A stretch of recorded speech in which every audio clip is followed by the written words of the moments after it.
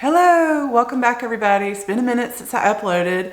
Thank you for being here. And today I want to talk about loneliness. Are intuitive dominant people more lonely than other types? I also think we're in a loneliness epidemic right now in this point in human history. But before we dive into all that, give this channel a subscribe if you want to see more videos on personality science, creativity, personal development, all that kind of stuff. I'm happy to have you here. Also, give me a follow on Instagram and TikTok if you have not already. Just as a little tease, on TikTok I've been doing a series called The Cognitive Functions as Taylor Swift Lyrics. Now, I'm not like a huge Swiftie or anything. I just wanted to do the cognitive functions as song lyrics. And if I did it based on the musicians I listen to, a lot of y'all wouldn't know what the heck I'm talking about. So I picked someone with mass appeal, and I'm pretty happy with how it's going. It's silly and ridiculous, but that's the kind of stuff TikTok is made for. So also thank you to everyone who's been watching and commenting, even though I have been largely inactive on this platform for the last few months. Okay, loneliness. Let's dive right in. I think this might be one of the loneliest times in human history. And it's due to like a convergence of several different things that are going on. And let me explain. First of all, I feel like our technology has led us to a place where we seem more connected than ever.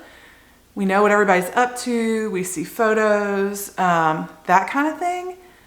But in reality, that's really superficial connection. So we feel like we see what's going on, but it's really like everybody has their own little fishbowl, and that fishbowl is social media accounts, and it's very curated.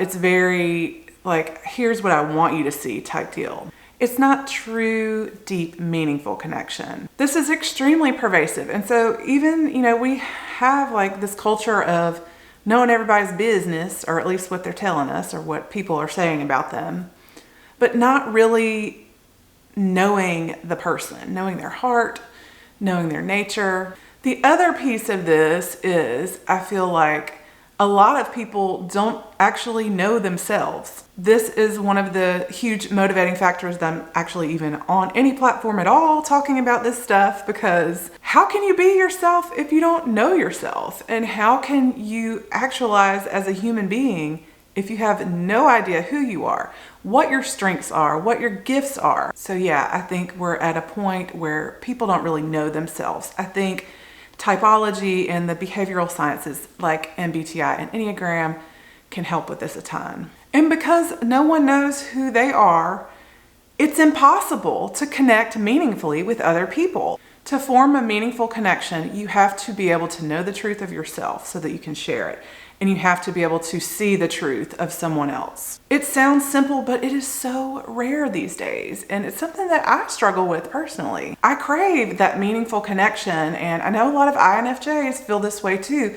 We walk around feeling like, even if we're putting pieces of ourselves out there, that most everyone is seeing something that's not exactly us. It's like they miss most of us. I know a lot of INFJs and INTJs, and maybe intuitive DOMs in general, feel like the biggest parts of us lie beneath the surface. It's like we're big icebergs, and people can only see like this much, but we got all this stuff going on internally. We've got all these ideas and all these visions and all these thoughts and ruminations, and that's like a big part of who we are. And that's not something you can necessarily know about a person without having and forming a meaningful connection. Meaningful connections are hard to come by for the reasons I stated. So it's left us in a culture of loneliness. Bring in 2020, bam, global pandemic. And it just makes the problem even worse. It sends everybody back into their homes. We still have social media, so like we kind of feel like we can see everybody. We can watch the TikToks and the Instagrams and the YouTubes and kind of connect in that way, but it's just not the same. So whether you're an introvert or an extrovert, all humans crave and need deep, meaningful connection. And it's hard to come by this day and time. Am I right? Yes, I am. One of the things I hope to help with this channel is to help you and me, all of us, to know ourselves, to understand ourselves on a deeper level so that we can live in alignment with that, so that we can make more meaningful connections, so that we can show our most innermost parts appropriately to others, and form deep, meaningful connections, so that we can live in a place from our gifts and our true strengths. Want to hear something hella idealistic? I think that everyone on planet Earth was brought into life with a specific and unique set of gifts. From the time we are children, a lot of that tends to be maybe socialized out of us. Not like that there's some ill intent or like conspiracy theory going on. Just what we do is we learn from our caregivers, from our neighbors, from our friends, from society, from television shows. All these things we see and kind of take on pieces of.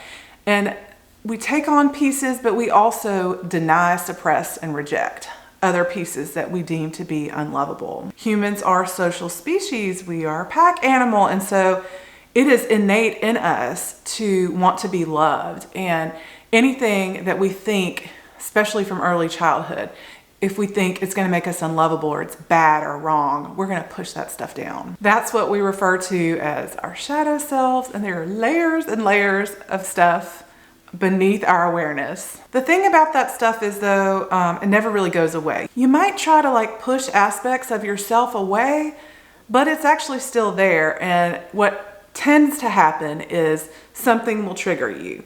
You'll have a trigger that happens and it'll bring up some of that stuff that you've repressed, and it will come out usually in a negative way, like chaotically, angrily, in some form of an outburst. So one of the themes I want to dive to on this channel is shadow work. And that is becoming aware of the things that we kind of push away from ourselves and learning to like reclaim that in a healthy way, in a non-destructive way, and quite frankly, in a fun way. I've been working with my shadow a lot in the past couple of years.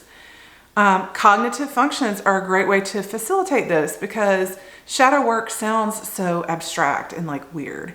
But once you have an awareness of the cognitive functions and what's in your ego versus what's in your shadow, and this comes from the 4 sides of the mind theory. Once you become aware of those things, you can play with the shadow and bring it out in a less chaotic, like more productive way. Fun stuff. Doing all of these things allows us to reintegrate. A lot of the spiritual community calls this integration. It's making ourselves whole again. And it's my personal belief that our divine creator set it up this way. Creation wants us to heal and reintegrate our fragmented parts. This can happen in a variety of ways. It's influenced by triggers, like I said. It's influenced by people we're attracted to, hardships and things that we encounter. All these things can come about to bring things up into our awareness that were formerly pushed away. And when we become aware of aspects of ourselves, and if we can love them and like reclaim them in a healthy way, then it's much easier to not judge other people, not judge ourselves, and to connect in more deep and meaningful ways. I know I've rambled a lot in this video. Hopefully it's making sense. What do you think about my theory about loneliness? Is it true? Is this one of the loneliest times in human history? Leave me a comment and let me know. Thanks again for watching and commenting on my videos. I really love interacting with y'all. If you want to see more from me, be sure and subscribe. Follow along on TikTok and Instagram. And yeah, I'll see y'all in the comments and I'll see you in the next one.